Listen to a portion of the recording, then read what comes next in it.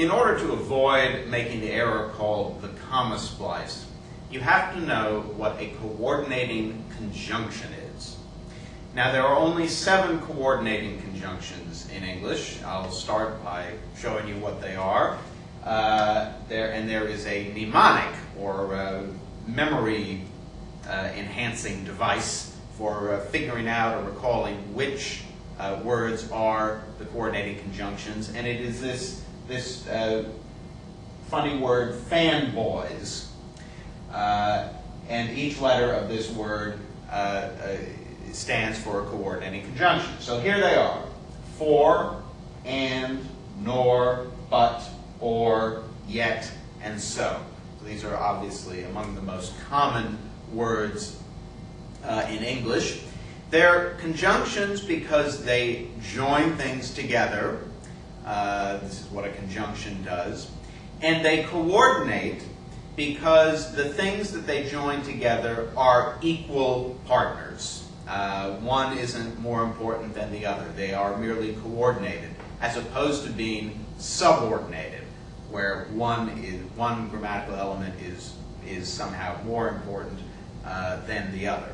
So, what does that mean? Well, the most common use of coordinating conjunctions would probably be between nouns.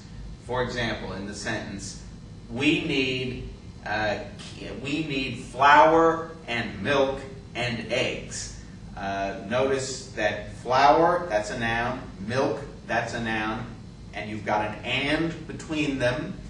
And the and is joining two things that are grammatically identical, two nouns, flour, milk. But they don't have to come merely between nouns. They can come between any grammatically identical elements in a sentence. So, for example, it is sad yet funny. Yet being a coordinated conjunction, and what it's joining together is two adjectives, sad, funny. So it is coordinating them. Or similarly, he ran out of the house and into the rain.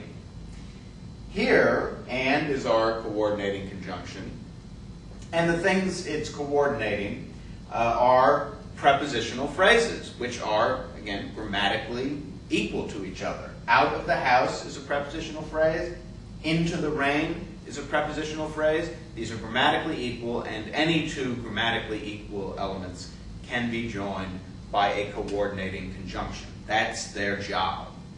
Now, this is particularly important to know about if you're going to avoid a common error, the comma splice. Now, to understand what a comma splice is, you have to know what a coordinating conjunction is. Hopefully you have some idea of that. And you also have to know what an independent clause is.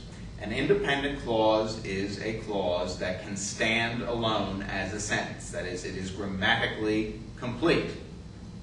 So, for example, Zoltan took office. Could that be a sentence? Yes. Therefore, it is an independent clause. Or any of these things I've just read. He ran out of the house and into the rain. Could that be a sentence? It is a sentence. Yes, it is an independent clause. He ran out of the house. That could be a sentence. That's an independent clause. So, a comma splice is the use of a comma between two independent clauses that are not joined by a coordinating conjunction. That's sort of a mouthful, but let me show you an example. Zoltan took office. That's an independent clause. I left the country. That's an independent clause. These two things could both be sentences. But look how it's written. Zoltan took office, comma, I left the country, period. We have an independent clause to the left of the comma, and we have an independent clause to the right of the comma. But there is no coordinating conjunction following the comma. So here we have two independent clauses joined by a comma, but not joined by a coordinating conjunction.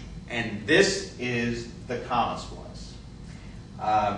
So the way you would fix it, there are many ways of fixing it. The easiest is just to take out this comma and put a period. Zoltan took office, I left the country. But you could also leave the comma there and add a coordinating conjunction. For example, Zoltan took office, so I left the country. Or, and I left the country. Or, but I left the country. Or even for. Zoltan took office, for I left the country. These would have different meanings, but they would avoid being comma splices. You could also subordinate this second clause, or the first one. Because Zoltan took office, I left the country.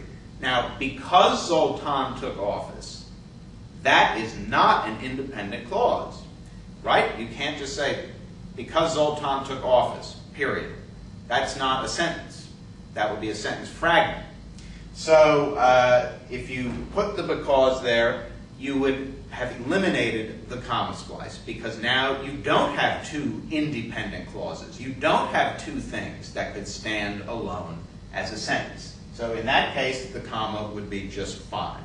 But a comma on its own, without a coordinating conjunction to back it up, is not strong enough to unite two independent clauses. So to repeat, the comma splice is the use of a comma between independent clauses that are not joined by a coordinating conjunction.